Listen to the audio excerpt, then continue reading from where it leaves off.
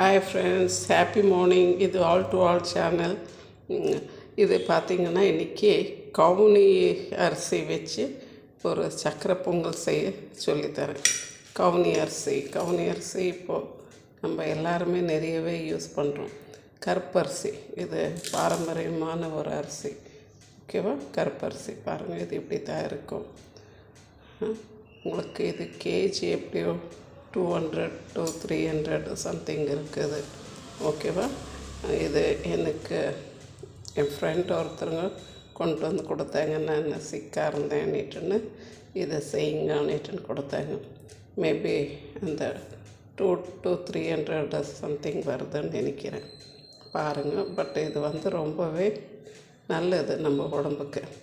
ஓகேவா? இந்த கவுனி அரிசி நான் இந்த மெஷர்மெண்ட் கப்பில் 1 கப் எடுத்திருக்கேன். இது பார்த்திங்கன்னா நம்மளுக்கு 8 டேபிள் ஸ்பூன் வருது.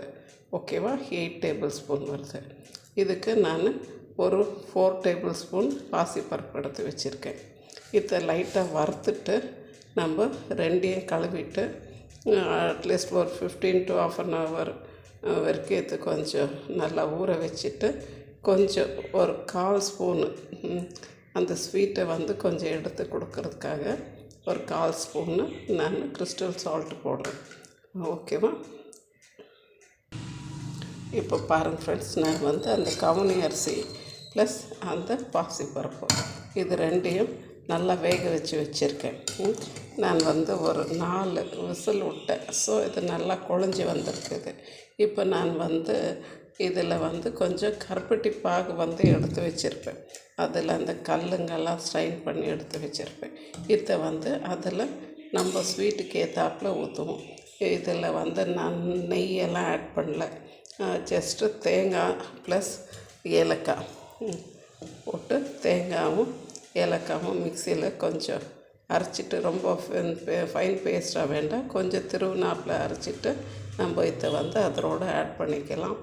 மார்னிங் பிரேக்ஃபாஸ்ட்டுக்கும் உங்களுக்கு நல்லாயிருக்கும். குழந்தைங்களுக்கு கொடுத்தீங்கன்னாக்கா கொஞ்சம் நெய் ஆட் பண்ணிக்கோங்க. பின்ன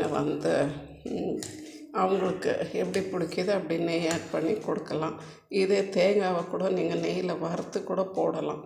இப்போ நான் இதில் அந்த கருப்பட்டி பாகு ஊற்றிருக்கேன்.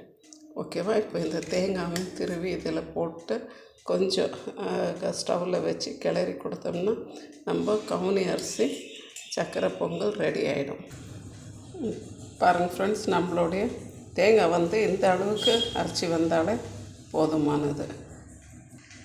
பாருங்கள், இப்போ இதை நம்ம இந்த கவுனி அரிசி பருப்பில் கொட்டிடலாம். ஓகேவா? இது தேங்காய் போடுறதும் உங்கள் சாய்ஸ். நிறைய பேர் வேண்டான்னுவாங்க, எனக்கு கொலஸ்ட்ரால் இருக்குது வேண்டான்னுவாங்க. ஸோ நீங்கள் இதை ஸ்கிப் பண்ணிவிட்டு கொஞ்சம் நாட்டு சர்க்கரை இல்லை கருப்பட்டி வெல்லம் இது 3ல் நீங்கள் எதை சேர்த்துக்கிட்டாலும் ஓகே. இப்போ ஒரு 2 minutes நம்ம ஸ்டவ்வில் வச்சு இதை எடுத்துடலாம். அவ்வளோதான், நம்மளுடைய கவுனி அரிசி சக்கரை பொங்கல் ரெடி ஆகிடுச்சு. இது all to all channel. Friends, please share பண்ணுங்கள், லைக் பண்ணுங்கள், சப்ஸ்கிரைப் பண்ணுங்கள். இப்போ இதை நம்ம ஸ்டவ்வில் ஒரு 2 minutes வச்சு எடுத்துடலாம். ஏன்னா ஏற்கனவே எல்லாம் வெந்திருக்குது.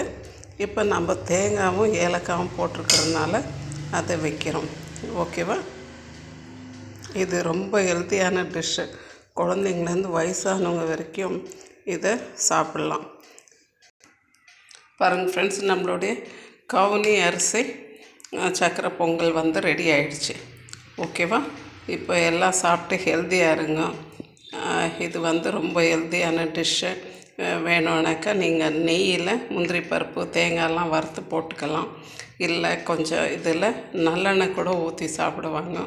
அதை கூட ஊற்றி சாப்பிட்றதா இருந்தால் சாப்பிட்லாம். நான் இப்போ நெய்யும் சேர்க்கல, நல்லெண்ணெயும் சேர்க்கலை. ஓகேவா? எனக்கு இதுவே ஓகேவாக இருக்குது. ஓகே ஃப்ரெண்ட்ஸ், தேங்க்யூ ஃபார் வாட்சிங். Thank you friends.